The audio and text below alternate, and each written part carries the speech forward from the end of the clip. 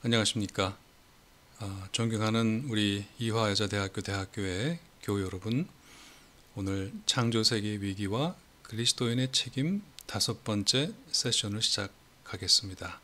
2021년 참 좋은 가을날입니다.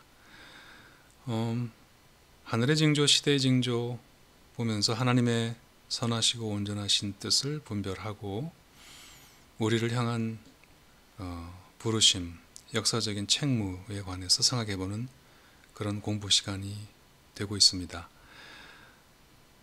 저 사진에서 많은 것을 우리 이야기할 수 있겠죠. 다시 한번 우리 시대의 징조들을 봅니다. 우리 시대의 징조들을 다시 한번 봅니다. 그리고 또 우리 시대의 가슴 아픈 이야기들을 우리는 영적으로 깊이 분별하고 시대의 아픔 속에서 모든 피조물과 함께 신음하고 또 탄식하시는 성령님의 음성을 들으면서 오늘 세계를 향해서 또 나아가 보고자 합니다. 생명, 정의, 평화의 위기 가운데 지금 생명의 위기를 저희가 다루고 있죠. 늘 이전 시간에 마무리 기도를 가지고 다음 시간에 시작하는 기도를 합니다. 함께 기도드리시죠. 창조주 하나님이시여, 각각의 나뭇잎, 꽃잎, 곡식, 사람이 모두 찬양을 올립니다. 사랑의 영이시여, 지상 모든 피조물과 모든 산과 큰 바다도 주님의 영광을 드러냅니다. 지금까지도 욕망의 손길은 당신의 영화로움을 점유하고 약탈하고 있고 당신의 은총을 나누는 것이 아니라 거머쥐고 있으며 지구의 객이 아니라 주인인 양 살고 있습니다. 그로 인해 빙하는 갈라지고 강물은 마르고 계곡에는 홍수가 터지고 산봉우리 눈은 녹고 있습니다. 하나님, 당신이 만드신 모든 것에 존경과 사랑을 지니고 부드럽게 내딛는 법과 단순히 사는 법과 가볍게 걸어가는 법을 가르치소서. 아멘. 우리 지난 시간부터 생태법정에 기소된 기독교의 얘기를 했습니다. 린 화이트 2세와 아널드 토인비가 오늘날의 이 생태계 기후 위기의 뿌리가 우리 기독교에 있다고, 성서에 있다고, 창세기 1장 28절에 있다고 우리를 향해서 기소장을 보냈습니다. 창세기 1장 28절에 정복하고 다스려라 라고 하는 구절에 관해서 이것을 오해한 기독교 문명이 오늘의 생태계를 파괴하는 가장 큰 주범이 되었다. 이런 기소 내용이었습니다. 우리 전통적인 가르침에서 영과 육의 이원론적인 사고, 성과 속의 이원론적인 사고, 그리고 세 번째로 잘못된 종말론이 교회 열심히 나갈수록, 설교 열심히 들을수록 환경과 생태 문제에 대해서는 오히려 관심이 떨어지게 만드는 우리 전통적인 신학 안에 잘못된 가르침에 관해서 우리가 지금 인간과 자연에서 성서는 과연 무엇을 가르치고 있는가, 그것을 이제 5가지로 나눠볼 때에 지난번에 3가지를 먼저 다뤘습니다. 첫 번째는 성서를 열자마자 첫 번째 웅장하게 선포되는 태초의 창조의 말씀이 창세기 1장의 내용이 보시기에 좋았더라라고 한없이 감탄하시고 정말 그 탄사를 터뜨리시는 하나님의 그 선한 창조 이야기다. 우리가 보고 만지고 호흡하고 하는 이 물질 자연의 세계가 결코 악한 것이 아니라 하나님이 지으시고 보시기에 좋았다고 감탄하신 선한 창조란 말씀 드렸습니다. 두 번째로 우리 아놀드 토인비가 정복하고 다스리다의 의미, 그것을 가지고 기독교가 말하자면 자연 파괴에 앞장섰다라고 얘기했습니다마는 우리 스스로 창세기에 나오는 이 다스리다, 1장의 라다와 인간이 타락한 이후에 3장의 마샬, 이 두 얘기를 하면서 우리 인간이 자연을, 이 땅 위 모든 생물을 다스리라고 할 때 그 다스리다는 마샬이 아니라 마샬로, 계엄령처럼 폭력으로, 무력으로 다스리는 것이 아니라 라다, 사랑을 가지고 보살피는 바로 그런 다스림이라고 하는 것을 우리가 다시 한번 돌아보았습니다. 세 번째로 정복하고 다스리라라고 하는 말씀 외에도 창세기 2장 15절에 아담아에서 아담을 지으신 하나님께서, 농토에서 농부를 지으신 하나님께서 그 농부인 아담에게 땅을 경작하고 지키라, 아바드라고 하는 동일한 명령을 주셨다고 하는 사실, 우리가 잊고 있었으나, 우리가 보고도 보지 못했으나 이제는 깨달아 알게 되었습니다. 여기까지 지난번에 드린 말씀이고, 오늘은 두 가지만 더 성서 안에서 인간과 자연에 관한 성서의 가르침이 무엇일까? 이거 외에도 많겠습니다만 이 두 가지만 더 짚어보고자 합니다. 네 번째는 그 휘터만 부자, 아버지와 아들이 자연과학자인데 그분들이 이 구약 성서, 히브리 성서를 보면서 감탄하고 쓴 책이 성서 속의 생태학입니다. 우리는 한 번도 저런 시각에서 성서를 보지 못했는데 두 자연과학자가 볼 때는 정말 오늘날 21세기에도 어떻게 이런 생각을 했을까? 지금으로부터 3000년, 3500년 전에 성서 안에 기록된 그 수많은 음식 규정과 또 이렇게 안식의 규정이 고대 이스라엘이 그 척박한 땅에서도 당대 세계에서 가장 높은 생산력을 유지했던 그 비결, 하나님께서 정말 세세하고 꼼꼼하게 일러주신 생태학적 지혜가 살아 숨쉬는 구약 성서를 그 휘터만 부자가 우리에게 전해준 책이 성서 속의 생태학인데, 우리 그리스도인이라면은, 이 시대의 그리스도인이라면은 꼭 한번 읽어봐야 될 필독서라고 봅니다. 자, 긴 말씀 아닙니다. 저희가 너무 잘 알고 있는 건데요. 레위기 25장에 보게 되면은 안식년과 희년에 관한 규정이 있습니다. 여러분 잘 아시지만 우리가 6일 동안 일하고 7일째 쉬었죠. 6년째 동안 일하고 7년째 쉬었습니다. 그리고 이 7년을 7번 한 77은 49, 그 다음 해를 희년, the Jubilee로 선포해서 또한 쉬었습니다. 땅이 쉬고 사람이 쉬었습니다. 모든 노예를 해방하고 모든 부채를 탕감했습니다. 이 땅을 주기적으로 정기적으로 쉬게 했다는 것이 얼마나 생태학적인 지혜가 넘치는 것인지 오늘날의 학자들은 이걸 보고 감탄을 하죠.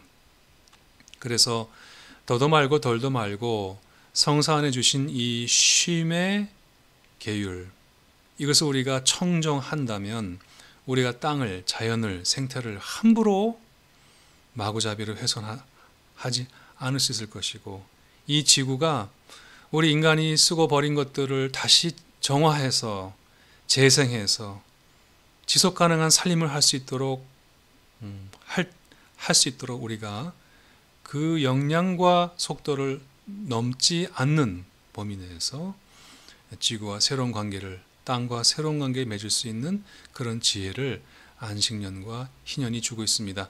자, 사실 이거 굉장히 시행하기 어려운 제도였습니다. 7년에 한 번씩 안식년 한다고 생각해 보시죠.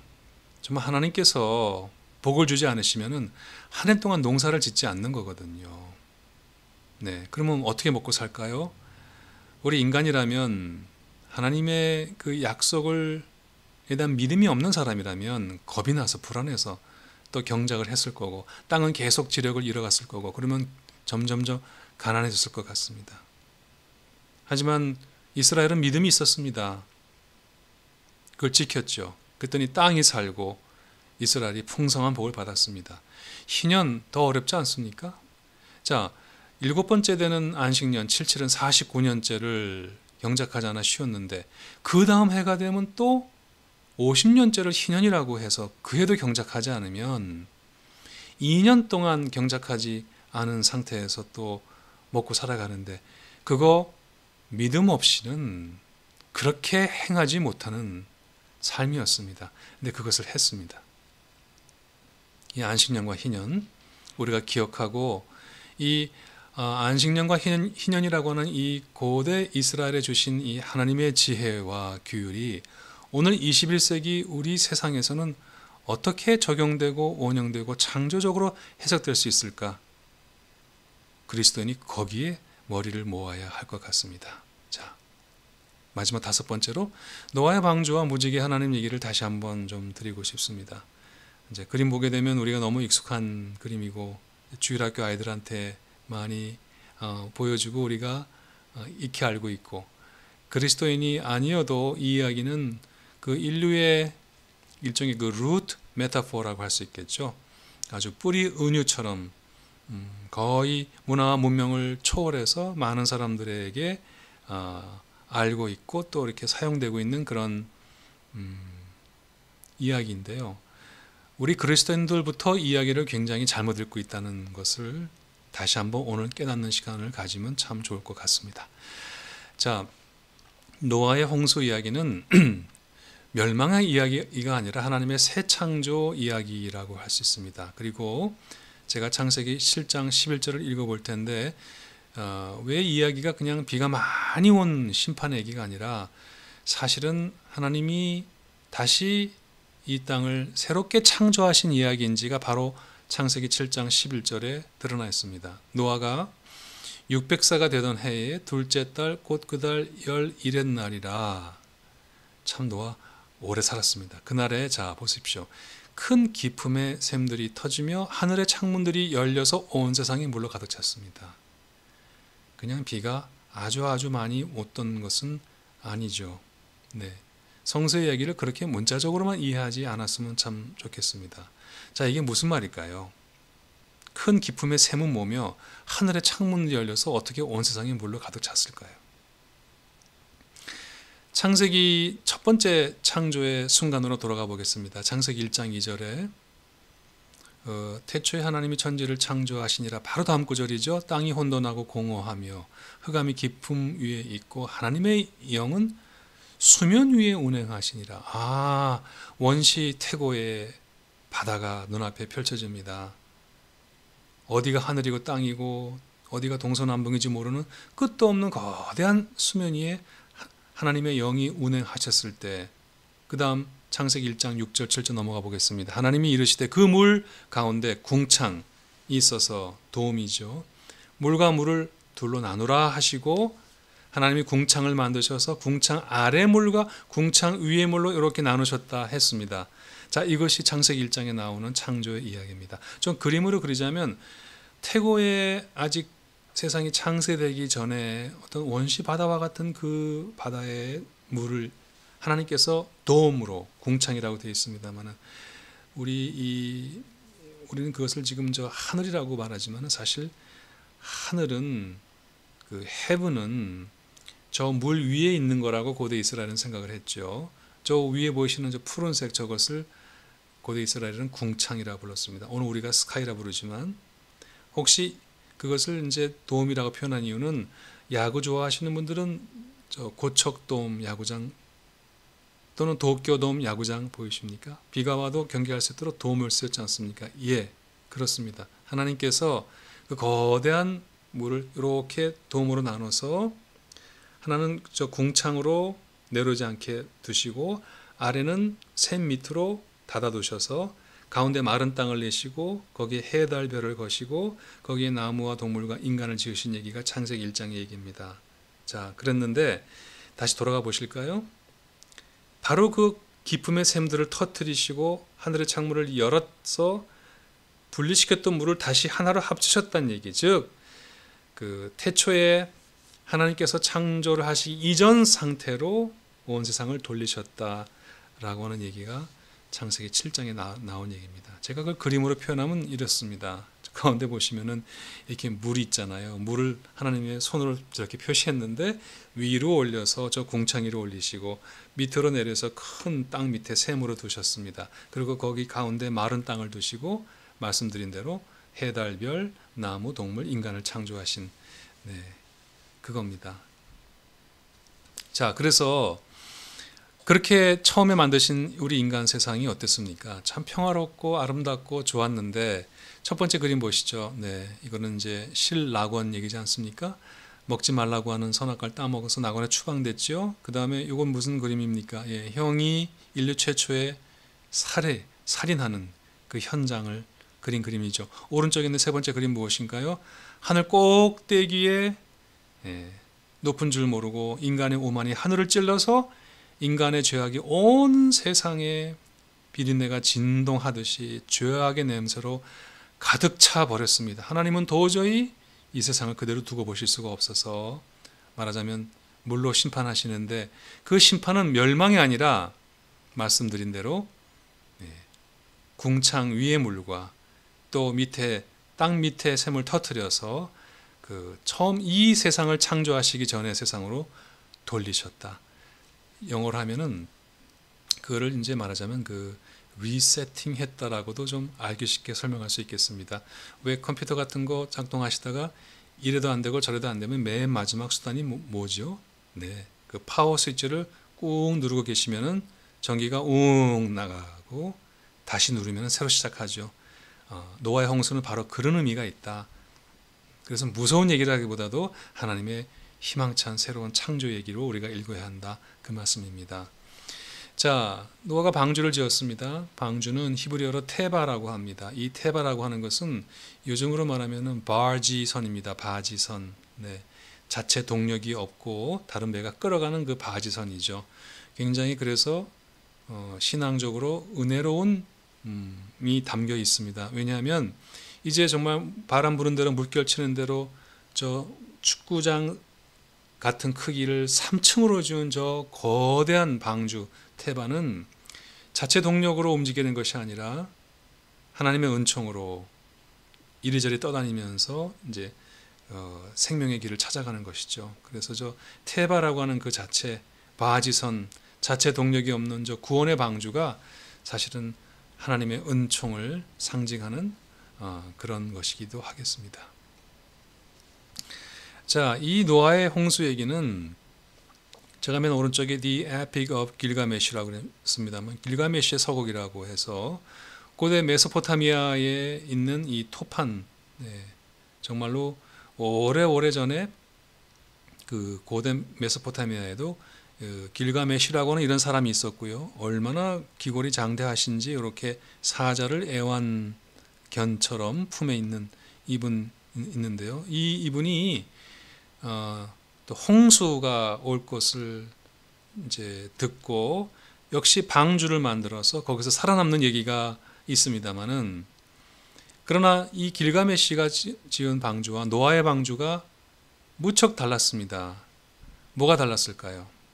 그것은 첫 번째로 크기가 어마어마했습니다. 자, 보시게 되면 자, 길이가 135m에 높이가 14m에 폭이 23m짜리 정말 축구장 경기장을 3층 높이로 쌓은 것이 노아의 방주였습니다. 길가메시의 방주는 굉장히 작았습니다. 왜냐하면 자신과 가족과 금은보화와 동물의 정충만 실었기 때문에 작았습니다.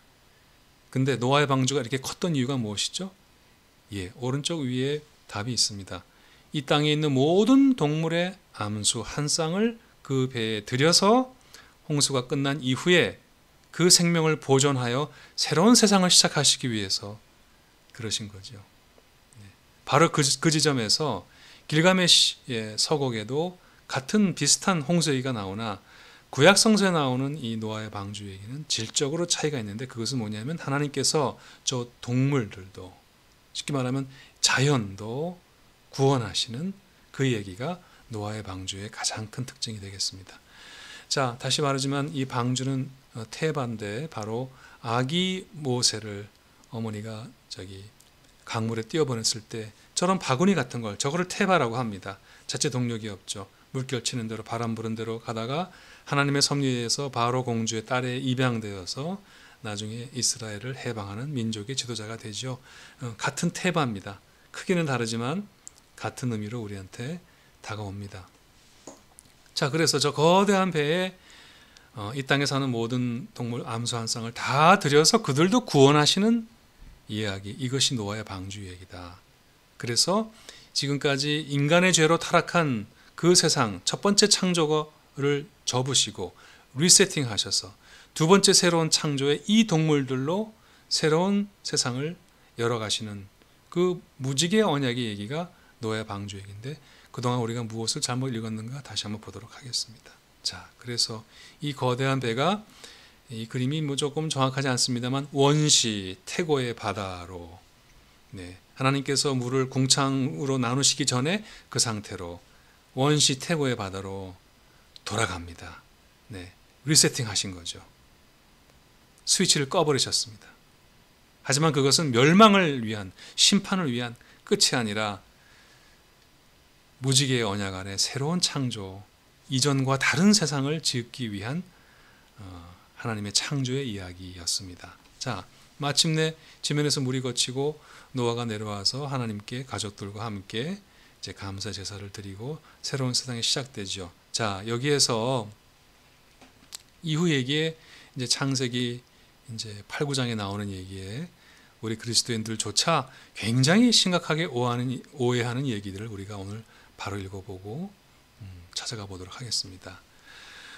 8장에 이제 하나님께서 노아 가족이 드리는 저 향기를 흠양하시고 하시는 말씀이 조금 기가 막힙니다. 조금 충격적입니다. 읽어보겠습니다. 하나님 말씀입니다. 내가 다시는 사람으로 말미암아 땅을 저주하지 아니하리니 이는 사람의 마음이 계획하는 바가 어려서부터 악함이라 내가 전에 행한 것 같이 모든 생물을 다시 멸하지 아니하리라 하셨습니다. 보통 무지개 언약하면은 사람들이 뭐라고 생각하십니까? 하나님이 다시는 홍수로 인간을 멸하지 않으신다고 하신 거 아니야? 이렇게들 오해하십니다. 아닙니다. 하나님은 굉장히 후회하셨습니다. 그러면서 다시는 녹색 글자를 보시죠. 사람 때문에 땅을 저주하지 않겠다. 다시는 사람 때문에 다른 생물까지 멸하지 않겠다. 그게 하나님의 새로운 다짐입니다. 그게 새로 시작된 세계의 첫 번째 말씀입니다. 자, 다시 보시죠. 우리 첫 번째 창조에서 우리 인간의 죄로 저주받았던 자연을 기억하시죠? 창세기 3장 18절 보게 되면 이제 가시가 되고 엉겅퀴가 나오고 하는 걸 봅니다. 자, 죄는 인간이 지었는데 자연이 인간으로 말미암아 저주를 받아서 이 땅도 말하자면 물들었습니다. 오염됐습니다. 네. 사실 신학적으로 죄는 인간만이 짓는 것이죠. 근데 첫 번째 홍수 때 하나님께서 모든 동물의 암수 한 쌍을 살리셨으나 죽어간 나머지 동물들은 참 사실 억울할 거예요. 왜냐하면 그들의 죄가 아니었거든요. 우리 인간의 죄로 온 세상이 오염되고 타락하고 죽음으로 빠졌거든요. 네. 옛날에 저희들 연좌제가 있지 않았습니까? 네. 그런 것처럼 우리 죽어갔던 동물들을 말하자면 우리 인간 때문에 그와 같은 억울한 희생을 당했다고 볼 수 있겠습니다만, 하나님이 이제 무지개 언약을 놓고 이제는 그때와는 다른 언약을 맺으시는 거죠. 이제 인간의 죄로 저주받고 타락했던 땅 이제 깨끗하게 다시 리세팅하시고 하나님이 무지개를 걸어놓고 약속을 하시는데, 우리가 두 가지를 주목해야 됩니다. 첫 번째는 이 무지개의 언약이, 새로운 생명의 언약이 하나님과 인간 사이의 이자 언약이 아니라 하나님, 인간, 동물 사이의 3자 계약이었다고 하는 사실을 우리가 참 그동안 성경을 보고도 보지 못했습니다. 자, 회개하는 마음으로 창세기 9장에 이제부터 제가 무려 하나님께서 6번이나 반복한 3자 계약의 증거들을, 성서 증거들을 구절마다 소개해 드리겠습니다. 무슨 말이냐? 성서 안에서 같은 이야기나 말씀이 두 번 나와도, 이렇게 압축된 그 성서 안에서 두 번만 나와도 우리가 눈을 씻고 여러 번 다시 봐야 되는데, 여러분 정말 놀라운 것은 하나님이 창세기 9장에서 이 새로 리부팅 하시고 리세팅 하신 새로운 창조 세계에서 생명의 언약을 누구와 맺으시는지 6번이나 말씀하신다는 거죠. 자, 9절 10절 읽어보겠습니다. 내가 내 언약을 너희와, 노아죠, 너희 후손과 너희와 함께한 모든 생물, 곧 너희와 함께한 새와 가축과 땅의 모든 생물에게 세우리니, 다시 말하면 방주에서 나온 땅의 모든 짐승과 함께 언약을 세우겠다 하셨습니다. 이게 첫 번째입니다. 제가 그러면은 2, 3, 4, 5, 6번째 구절을 다 같이 갖고 왔습니다. 9장의 12, 13, 15, 16, 17절 빨리 보실까요? 녹색만 보시죠. 언약을 누구와 맺는지 반복하십니다. 두 번째 반복이죠. 너희와 함께하는 모든 생물이라고 하셨습니다. 두 번째 단락 녹색 글자 보시죠. 세상 즉 땅 사이의 언약이라 하셨습니다. 그 아래 9장 15절 보시죠. 녹색 보시죠. 너희와 육체를 가진 모든 생물과 언약을 맺는다 하셨습니다. 그 밑에 9장 16절 보시죠. 모든 육체를 가진 땅의 모든 생물과 영원한 언약을 세운다 하셨습니다. 마지막으로 여섯 번째 9장 17절 보시죠. 노아에게 이르시되 내가 나와 땅에 있는 모든 생물 사이에 세운 언약이라고 하셨습니다. 우리 이걸 보고도 놓치면 안 됩니다. 이 말씀이 어떻게 보면 참 놀라운 말씀인 게요. 우리는 인간이 자연을 대변하고 대표한다고 생각했습니다. 너희들 다 뒤로 와. 내가 하나님 앞에 대신해서 나갈게. 그 세상 끝났습니다. 그 세상이 타락해서 하나님 멸절하셨습니다. 새로 지으시고 새로 계약을 맺으실 때 이제 우리 인간 옆으로 나오라고 하셨습니다. 동물을. 그래서 말하자면 하나님이 인간 옆에 동등한 계약 주체로 동물을 세우시고 그리고 계약을 맺습니다. 새로운 생명 계약을 맺습니다. 우리 이걸 놓치면 안 됩니다.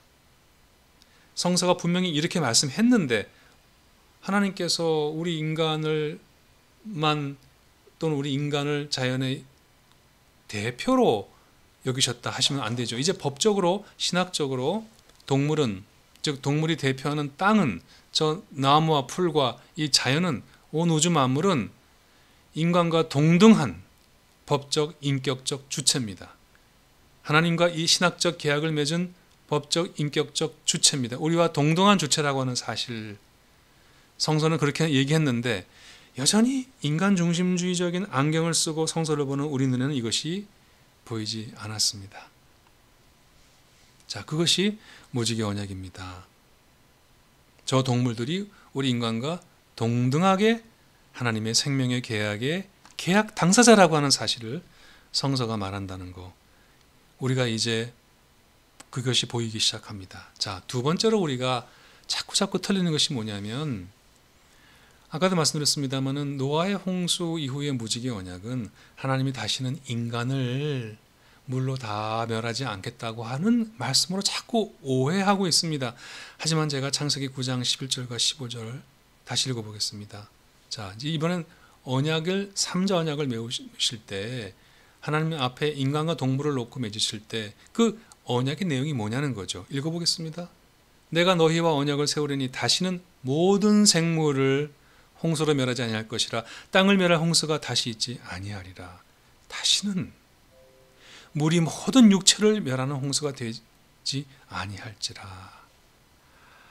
좀 놀랐습니다. 하나님께서는 다시는 우리 인간의 죄 때문에 다른 동물까지 생태까지 자연까지 환경까지 파괴되지 않겠다. 그런 연좌제의 고리를 끊어버리시겠다. 그래서 이제 계약도 동물도 동일한 주체를 세우시겠다고 말씀하시는 것이 창세기 9장의 내용입니다. 자, 그리고 하나님께서 참 놀라운 얘기인데요. 하나님은 보면은 항상 세상을 창조하시고 나서 맨 먼저 하시는 것이 복을 주시는 말씀이세요. 자, 창세기 1장 28절에 우리가 왜 정복하라 다스리라 그 말씀이 우리가 이해하던 그 말씀이 아니란 건 이미 충분히 말씀드렸습니다마는 창세기 1장 28절 왼쪽 보시죠. 먼저 생육하고 번성하여 땅에 충만하라 복부터 주십니다. 생육하고 번성하여 땅에 충만하라라고 복을 주신 다음에 정복하고 다스려라. 이것이 첫 번째 인간을 지으시고 그 인간들 앞에 주신 명령이었습니다. 그런데 두 번째 명령입니다. 이제 홍수가 끝나고 나서 창세기 9장 1절에 새로운 세계가 시작되고 나서 무지개를 걸고 나서 거기서 하나님께서 이제는 인간뿐만 아니라 동물도 동등한 계약 주체를 세우시고 나서 하시는 말씀 뭐죠? 생육하고 번성하여 땅에 충만하라 period. 마침표. 저 왼쪽에 저 오렌지 글씨가 더 이상 없습니다. 저도 성서를 보면서 굉장히 놀랐습니다. 성사학자들이 이 차이에 그다지 주목하지 않은 것 같습니다만 제 눈에는 보였습니다. 생육하고 번성하여 땅에 충만하라. 이것은 첫 번째 창조 때나 두 번째 창조 때나 동일하게 먼저 선포하셨는데, 첫 번째 창조에는 아직도 인간에 대해서 그래도 믿고 어떻게 해보려고 하셨을 때는 아마도 정복하고 다스려라 라는 명령을 주셨는데, 두 번째는 아예 그 명령을 하나님 스스로 삭제하시고 철회하시고 말씀하지 않으셨습니다. 죄송합니다. 이놈들이 정복하고 다스려라 이 말을 참 많이 오해해서 자기 편한 대로 해석하는 것을 보셨던 것 같습니다. 그래서 하나님께서 더는 오해 여지가 없도록 생육하고 번성하여 땅에 충만하라 더 말씀 안 하셨다는 이 사실, 첫 번째 창조 때 주신 명령과 두 번째 주셨을 때의 명령의 차이를 우리가 명확하게 인식하는 것도 성서를 중심으로 신앙생활하고 신학하는 우리들은 정말 중요하게 기억해야 될 구절 같습니다. 자, 이제 그래서 마무리에 들어갑니다. 그냥 무지개 사진만 좀 보시죠. 참 좋지 않습니까? 네. 지금 비가 오고 있습니다만은 이런 무지개가 어떻게 저렇게 걸릴까요? 네. 정말 고대인들은 저것의 그 빛의 스펙트럼을 몰랐을 때는 얼마나 저것이 신기하고 아름다웠을까요? 네. 무지개 볼 때마다 우리 이제 착각하시면 안 됩니다. 하나님이 다시는 홍수로 우리 인간을 심판하지 않는다 그래서 이렇게 말씀하시면 안 되고, 하나님이 우리 인간이 참 어려서부터 생각하는 것이 악함을 보고 이제 다시는 인간의 죄 때문에 다른 생명까지 멸하지 않는 새로운 세상을 창조하셨다는 거. 어떻게 본다면 하나님은 더 이상 인간만 편들지 않고 인간만 대표로 인정하지 않으시고 이 땅의 모든 생명을 골고루 사랑하시겠다는, 그래서 정말 성서의 하나님은, 무지개 하나님은 인간만의 하나님이 아니라 진정으로 모든 생명의 하나님이시고 창조주이심을 선포하는 그 메시지로 볼 수 있는 눈을 우리가 가져야 오늘의 이 생명의 위기에서 넘어갈 튼튼한 성서적 기초를 쌓는다고 저는 확신합니다. 도시 위에도 핀 무지개, 바다 위에도 핀 무지개. 우리 과거에 몽골 사람들이 우리 이 한반도 쪽에 사는 우리 민족을 보고 소롱고스의 나라라고 했다고 합니다. 우리를 소롱고스의 민족이라고 했답니다. 몽골어로 소롱고스가 무지개인 거 모르셨죠? 왜 그랬을까? 저희가 무지개 옷을 입었기 때문인 것 같습니다. 저희는 색동이라고 말하지만 오른쪽 아래 보시게 되면 저거는 어린아이만 입는 것이 아니고요, 잔치 때만 입는 것이 아니고 평소에도 성인들이 저렇게 색동옷, 몽골인들이 보기에 무지개 옷을 입고 다닌 우리 민족이 무지개 민족입니다. 저는 혈통이 우리가 노아와 혈통과는 모르겠습니다만은 우리는 이 문화적으로 신앙적으로는 무지개 신앙을 갖고 있는 같은 신앙의 DNA를 갖고 있다고 말합니다. 언젠가 제가 미국에서 유학했을 때 3년 동안 제 부족한 영어를 보아준 크리스 라마라고 하는 친구가 있었어요. 같이 신학 공부한 친구인데 이제 학부에서 영문학을 전공, 우리말 말하면 국문학을 하고 신학으로 왔죠. 처음에 제가 페이퍼 쓸 때마다 새벽 2시에 그 내밀어도 요만큼도 불평하지 않고 저를 3년 내내 그 목회학 석사할 때 모든 페이퍼를 다 봐준, 지금 생각해도 너무도 고마운 친구인데, 그 친구가 보니까 이렇게 제 영어 처음에 줬을 땐 정말 시뻘겋게 돌아오더라고요. 그래도 3년 공부하니까 나중에는 거의 없어졌습니다만은 한국 사람들이 주로 많이 틀리는 게 이 the 정관사 이거 몰라갖고 그게 많이 어려웠는데 하도 지도 받다 보니까 나중에는 왠지 들어가야 될 것 같고 왠지 안 들어가야 될 것 같고 하다 보니까 대충 맞더라고요. 근데 그 친구한테 제가 고마워서, 그 친구 이제 저는 PhD 계속 했습니다만은 그 친구 졸업하고 나갈 때 친구야 고마워, 내가 한식 한번 해줄게. 그래서 제가 이제 제 아내한테 전화를 해갖고 뭐 하면 제일 좋냐 할 땐 잡채 해줘. 잡채 어렵지 않아? 아니 그거 쉬워. 그래서 제가 해갖고 이제 만들어서 그 친구를 대접했더니 그 친구가 와우 레인보우 누들 그러는 거예요. 야 무지개 국수네. 나는 이게 뭐냐 하면 잡채라고 하려고 그랬더니 저보고 이게 레인보우 누드라. 맞다. 우리 민족은 무지개를 앞에 보시지만 입고 무지개를 먹은 소롱거스 무지개의 민족이다. 그런 의미에서 신앙적으로 노아의 무지개 신앙을 계승하는 우리 민족이니 여러분 이제부터는 다시는 창세기 9장을 그딴 식으로 인간 중심적인 눈으로 오역하지 않으시면 참 좋겠습니다. 자, 제 눈에는 그래서 이게 직업병 같습니다. 밤하늘에 허블 망원경이 보여준 저 갤럭시도 왜 제 눈엔 저게 무지개로 보이죠? 비가 와야만 무지개가 뜨나요? 하나님이 이렇게 온 우주에 빛으로 무지개 언약을 주셨는데요. 내가 다시는 인간 때문에 모든 생명을 멸하지 않겠다.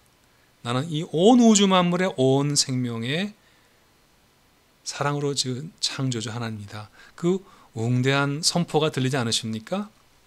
자, 다 같이 우리가 너무 사랑하는 요한복음 3장 16절 같이 읽어보시죠. 하나님이 세상을 이처럼 사랑하사 독생자를 주셨으니 이는 그를 믿는 자마다 멸망하지 않고 영생을 얻게 하려 하심이라.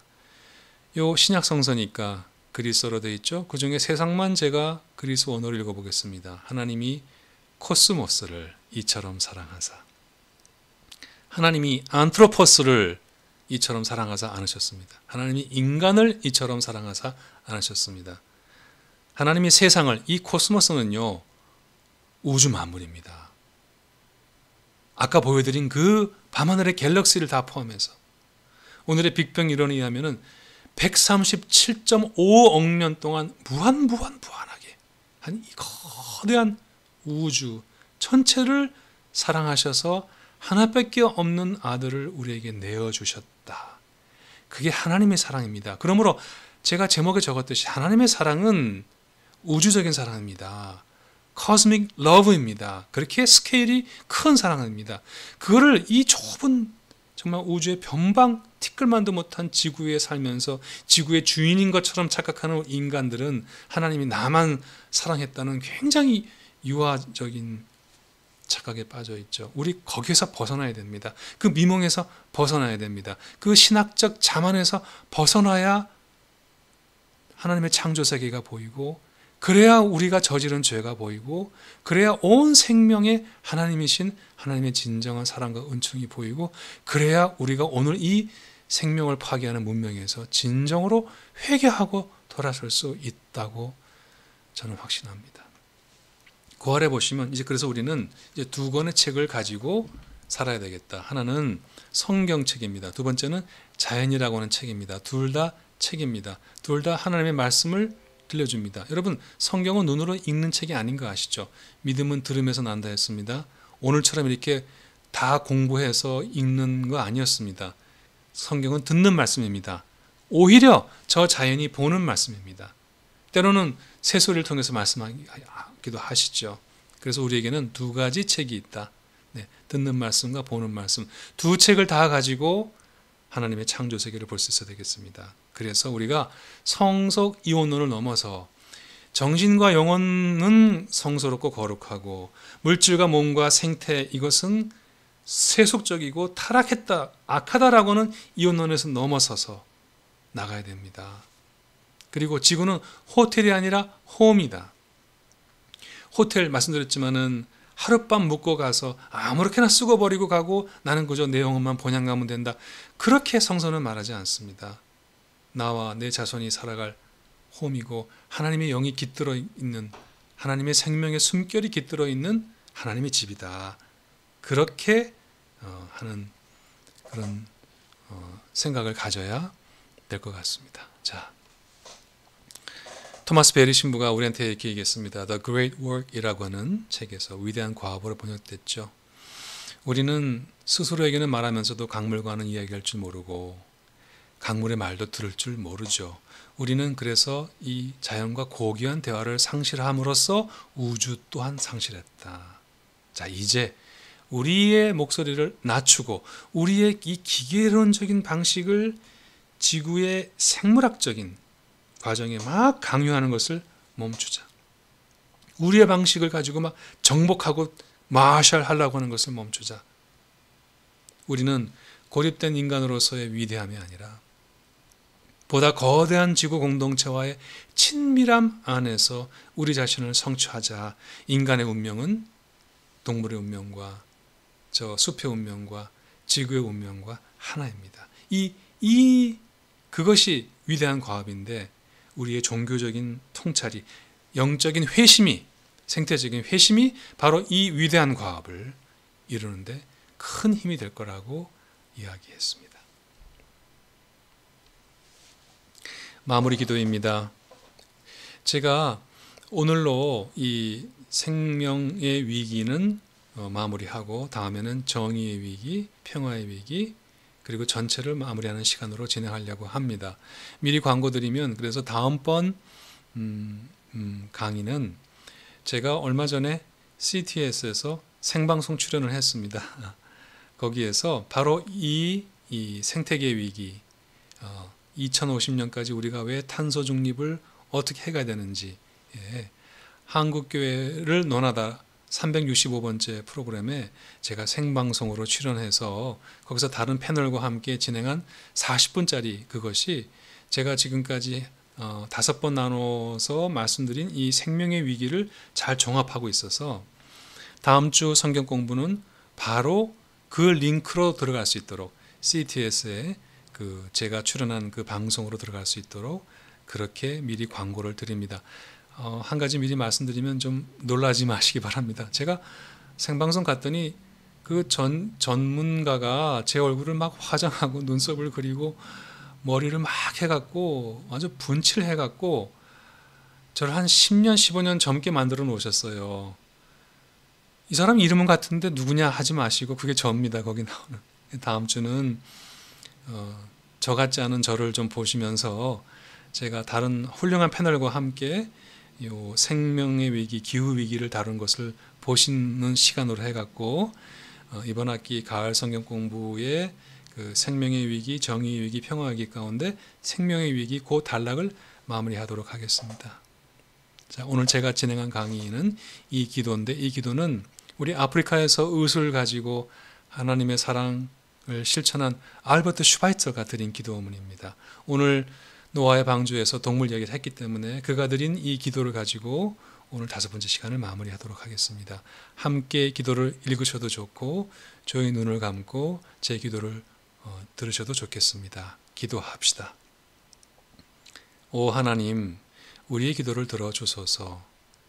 우리의 동물 친구들, 특별히 사냥과 멸종, 버려짐과 두려움, 배고픔으로 고통받는, 죽음에 처해 있는 모두를 위해 드리는 기도를 들어주소서. 당신께 비오니 자비와 연민을 그들 모두에게 주소서. 그리고 그들을 다루는 사람들에게 긍휼의 마음과 온화한 말투, 친절한 단어들을 주소서. 우리를 동물들과 진정한 친구가 되게 하시고 자비로운 하나님의 축복을 나누게 하소서. 주 예수 그리스도 이름으로 기도드립니다. 아멘. 감사합니다. 수고 많으셨습니다.